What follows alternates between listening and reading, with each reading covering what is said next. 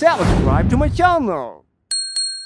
আসসালামু আলাইকুম গাইস, আপনাদেরকে আমি আজকে আমাদের জীবনের সম্পূর্ণ ঘটনাটি বলবো, কিভাবে আমরা শূন্য থেকে আজকে এতটা বড় হতে পেরেছি এবং এতটা সফলতা অর্জন করতে পেরেছি। আমাদের জীবনটা এতটা সচ্ছল ছিল না। শুরুতে আমরা অনেক কষ্টের পর আজকে আমার হাজবেন্ডের পরিশ্রমের পর আমাদের এই সফলতা। তো আমাদের ফুল ব্লগটি দেখলে বুঝতে পারবেন আমাদের সফলতা কোথায়। আসসালামু আলাইকুম গাইস, আপনাদের সবাইকে বলেছিলাম আজকে আমি আমার পুরো বাড়িটা ঘুরে দেখাবো আপনাদেরকে। আসলে মূলত আমার সময় হয়ে ওঠে না যে আপনাদেরকে দেখাবো ঘুরে ঘুরে সমস্ত কিছু। তারপরে চলে আসলাম আপনাদের কাছে সমস্ত কিছু শেয়ার করার জন্য, যে আমার কোন রুমটা কোথায় কি করলাম সব কিছু আপনাদের কেমন লাগলো। সমস্ত কিছুই আমি আমার মনের মতন করে আমার রুমটা সেট করেছি। তো এই যে দেখতে পাচ্ছেন কোথায় কি রাখবো না রাখবো সমস্ত কিছুই আমার প্ল্যান মতন, কারণ যেহেতু এখানে থাকবো একমাত্র আমি এবং আমার মেয়ের। আমার হাজবেন্ড তো আসবে বাহির থেকে, কিছুদিন পরে আসবে, কিছুদিন ঘুরে চলে যাবে। তো এই যে সাইডের রুমটা দেখতেছেন, এটা হচ্ছে আমার ছোট মেয়ের জন্য করা। ওরা দুই বোনে ওদের দুই রুমও চয়েস করে ফেলেছে। তো এই যে দেখতে পাচ্ছেন এই রুমে আছে দুইটা জানালা। তো এই যে দেখতে পাচ্ছেন পুরোপুরি আমাদের গ্রামের ভিউটা নেওয়া যায়। তো এটা যেহেতু পিছন সাইড কারণে হয়তো অত একটাই দেখা যায় না, তারপর অনেক সুন্দর। তো এই যে এটা হচ্ছে আপনার সিঙ্গেল একটা ওয়াশরুম। তো এটা হচ্ছে করে রাখলাম, কারণ হচ্ছে মেহমান আসলে বাসায় প্রয়োজন হয়। তো তারপরেও আর এই যে দিকটাতে চলে এসেছি বেলকনি। এই রুমটা আমার বড় মেয়ে চয়েস করেছে, ওর খুব শখের একটা রুম। তো এই যে দেখতে পাচ্ছেন সবগুলো রুমের সাথে অ্যাটাচ বাথরুম আছে। তো এই যে দেখতে পাচ্ছেন এই ব্যালকনি দিয়ে পরিবেশটা কত সুন্দর লাগতেছিল। এটা আমার বড় মেয়ের রুম, কেমন হলো আপনারা সবাই জানাবেন। তারপরে দেখতে দেখতে আমরা এই যে চলে আসলাম এই সাইডটা দিয়ে। তো এই যে দেখতে পাচ্ছেন রুমগুলো আমার খুব বড় বড় সাইজে করেছি, যাতে আমার মেয়েরা সমস্ত কিছু ওই সাইডে এই সাইডে রাখতে পারে।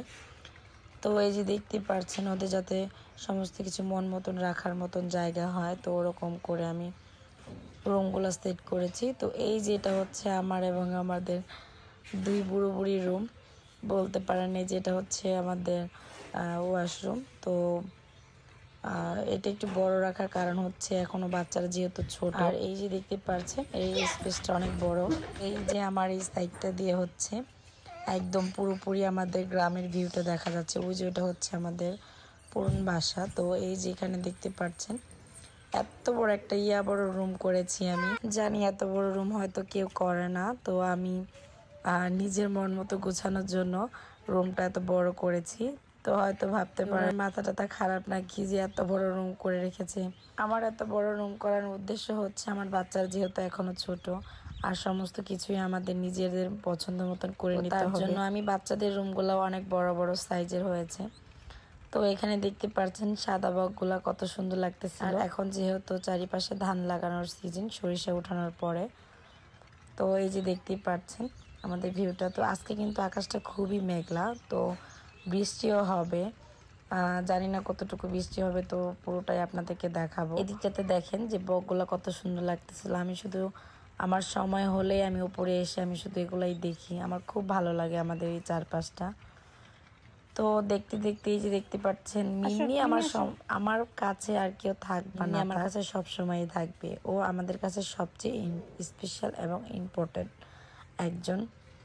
তো এই যে দেখতেই পাচ্ছেন এখান দিয়ে আমার একটা ওয়াল করার কথা ছিল, তো এটা আমি সেট করতে না করে দিয়েছি আমার হাজব্যান্ডকে। তো এখানে দেখি অন্য কোনো ডেকোরেশন দিয়ে তারপরে সাজানোর চিন্তা ভাবনা আছে।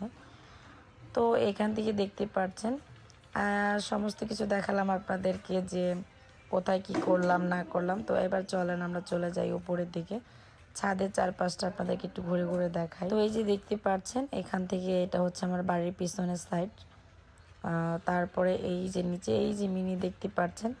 তো তারপরে চলেন আমরা চলে যাই উপরের দিকে। তো আমার কাছে সবচেয়ে ভালো লাগে যে আমি হয়তো একমাত্র ভাগ্যবতী যে আমার মন মতো করে আমার মনের ইচ্ছা মতনই আমি সমস্ত কিছু করতে পারি, সাজাতে পারি। এই যে দেখতে পাচ্ছেন আমাদের ছাদ। তো এখানেও এখনও কাজ অনেকটাই কমপ্লিট বাকি আছে, যেহেতু যে ডিজাইনটা একটু উল্টাপাল্টা করে রেখেছিল, তো তার জন্য এটা ডিজাইনটা পুরোপুরি করা হয়নি। এটা আমি কাজ তারপরে এই যে দেখতে পাচ্ছেন যে চারিপাশটা কত সুন্দর লাগতেছিল। এটা হচ্ছে মেঘলা আকাশ। চারিপাশে। তারপরে দেখেন বকগুলা কত সুন্দর করতেছিল, আর ওনারাও ধান বুনতেছিল। ওই যে দেখেন ওই যে ওগুলোতে ডিপ। তো যারা গ্রামে থাকে এই ডিপের স্পেশালি মজাটা সবাই বুঝতে পারবে যে এটা কতটা ভালো লাগে। এই যে দেখেন এই দিকটা দিয়ে আপনার ওই যে এটা হচ্ছে আমার আরেক ভাসুরের বাসা। তো এইখানে হচ্ছে আমাদের সবাই সবার কাজ নিয়ে খুবই ব্যস্ত। তো তারপরে আপনাদেরকে আমি চারিপাশটা ঘুরে ঘুরে দেখাচ্ছিলাম। আমার খুব ভালো লাগতেছিল যেহেতু মেঘলা মেঘলা একটা ভিউ ছিল। তো এই যে দেখতেই পাচ্ছেন এখনো অনেকটাই কাজ বাকি আছে। দেখতেই পাচ্ছেন আপনারা পুরোটা সময় আমার দুই মেয়ে না থাকলেও মিনি সবসময় আমার সাথেই থাকে। তো তারপরে যে দেখতেই পাচ্ছেন আমি এখন চলে যাব নিচের দিকে, কারণ আপনাদেরকে আমি বলেছিলাম আমার বাসাটা পুরোটা আপনাদেরকে ঘুরে ঘুরে দেখাবো। তো যতটুকু সম্ভব যেভাবে পেরেছি আমি দেখানোর চেষ্টা করি, কারণ আমার বাসার এখনো অনেক কাজ বাকি আছে। তো তার জন্য হয়তো এখন অনেক কিছুই ভালো লাগতেছে না, সব কিছুই অগোছালো। তো এই যে দেখতে পাচ্ছেন এই যে কাজ এতটুকু কমপ্লিট হয়েছে। তো সবার ঊর্ধ্বে হচ্ছে আমার সব কিছু থেকে ভালো লাগছে যে আমি আমার নিজের মতো করে আমার রুমগুলো সেট করতে পেরেছি, এবং এখানে আমার যাতে আমার মেয়েদেরও কোনো প্রবলেম না হয়, আমাদেরও কোনো প্রবলেম না হয়। সবচেয়ে বড় প্রবলেম হচ্ছে আমার দুই মেয়ে নিয়ে। এখন যেহেতু আমার বড় মেয়ে হচ্ছে এখনই বলতেছে যে আম্মু আমি ব্যালকনি সাইডটা নেব, তো ওকে আমি ব্যালকনি সাইডটা দিয়ে দিলাম। কিন্তু হচ্ছে এখন যদি ছোট মেয়েটাও আর কিছুদিন পরে বড় হয়ে যাবে ইনশাল্লাহ, তখন হয়তো ও বলবে আম্মু আমি কোনটা নেব কোনটা নেব।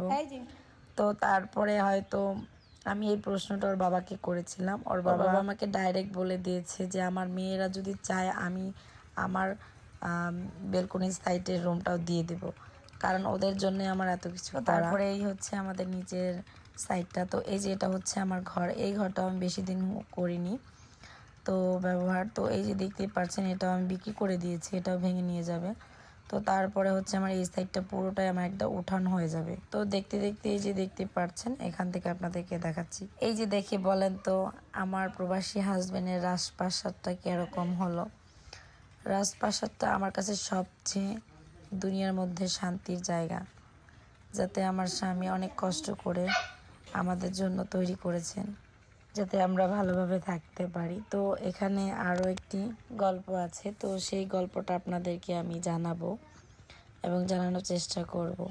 এই যে ঘরটা দেখতেছেন এই ঘরের মধ্যেও কাহিনী আছে। তো আমি আমার আগের বাসায় যেখানে থাকতাম সেখানে একটা ঘরে ছিলাম, সেটা ছিল আমার শ্বশুরের শেষ স্মৃতি।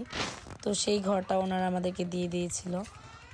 তখন আমরা খুব কষ্টে ছিলাম, কষ্টের মধ্যে হাজার কষ্টের মাঝেও খুব ভালো ছিলাম, কারণ জীবনের লাইফে যেরকমই হোক শ্বশুর শাশুড়ি ভালো হলে তার সুখের সীমা থাকে না। আমার শাশুড়ি ছিল আমার কাছে বেস্ট, এখনও বেস্ট, সবচেয়ে অনেক ভালো।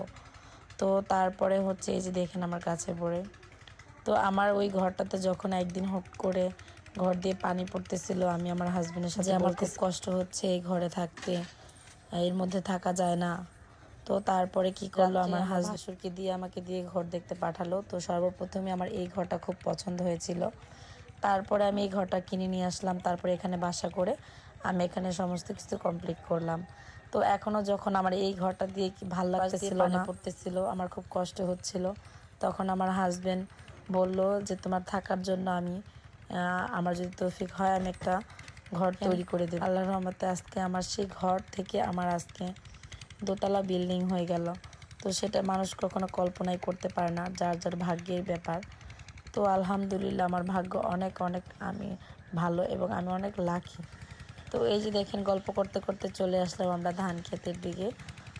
তো এখানে দেখতে পাচ্ছেন এই যে পানি যাচ্ছে, ওই যে ডিপ থেকে পানি বের হয়ে ওই ডিপ থেকে পানি বের হয়ে এদিক দিয়ে চলে আসতেছে। তারপরে এখানে ওনারাও ধান চাষ করব। তো এখানে দেখতে পাচ্ছেন ওই যে আমার বাসা।